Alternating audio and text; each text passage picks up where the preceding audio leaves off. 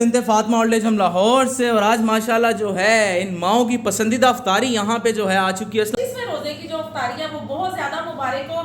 आज की जो अफ्तारी है वो एक बेटी ने अपनी माँ नसीम मसूद के लिए, उनकी सेहत के लिए जो है ना वो दुआ के लिए कहा। और ये सारा इंतजाम उन्होंने अपनी वालदा के लिए, अपनी वालदा की सेहत तंदुरुस्ती और अपने पूरे जो फैमिली वाले खानदान वाले उनकी सेहत तंदुरुस्ती और उनके रिज़्क की दुआ के लिए आज सारा जो है ना वो इंतजाम करवाया है बिनते फातिमा की माओ के लिए। इसमें पिज़्ज़ा है और विंग्स है, फ्रूट चाट है, चना चाट है और ये बिरयानी है, दूध सोडा है और फ्राइज है। लें जी, तो यहाँ पे इफ्तार ट्रे जो है माशाल्लाह रेडी हो चुका हुआ है। माशाल्लाह यहाँ पे इन माओं के प्यारे बच्चे भी जो हैं, जो इनसे चाहत रखते हैं इनकी ईद, और साथ में यहाँ पे सर्व करने के लिए जो कितना मोटा है तो हमारी ताक रातों की इबादतें या अल्लाह अपनी बारगाह में कबूलो मंजूर अता फरमा। आमीन। या अल्लाह इस रिज़्क में ढेरों बरकतें अता फरमा। आमीन। या अल्लाह हमारी बहन नसरीन मसूद को सेहत तंदुरुस्तियों वाली जिंदगी अता फरमा। आमीन। क्या हो गया, रो क्यों रही है? सहरी अफ्तारी का टाइम है, अब अफ्तारी करे, रो क्यों रही हैं आप? बस अपना गया बेटा याद है, चला गया रखिएगा, रोते नहीं है।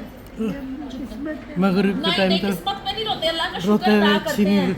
नहीं आप बस आप मेरी दुआ- पोती है, मेरी पोतियों से मुझसे दूर कर दे। क्या इंसान की जिंदगी है। नहीं आप नहीं कुछ भी परेशान नहीं होती। मगरिब से कुछ देर पहले आई हैं रिक्शे पे, और रिक्शे वाले को इतनी दुआएं दे रही थी, कह रही थी कि मैं सुबह की ना मून मार्केट इकबाल टाउन के बाहर थाना वहाँ पे फुटपाथ पे बैठी हूँ सुबह की।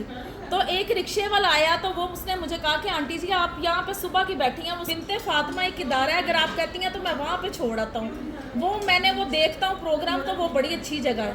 तो ये उनको वो रिक्शे वाला छोड़ के गया। आप जो आपके लिए करते हैं सबके लिए ढेर ढेर सारी दुआएं करें, आप खुश रहेंगी।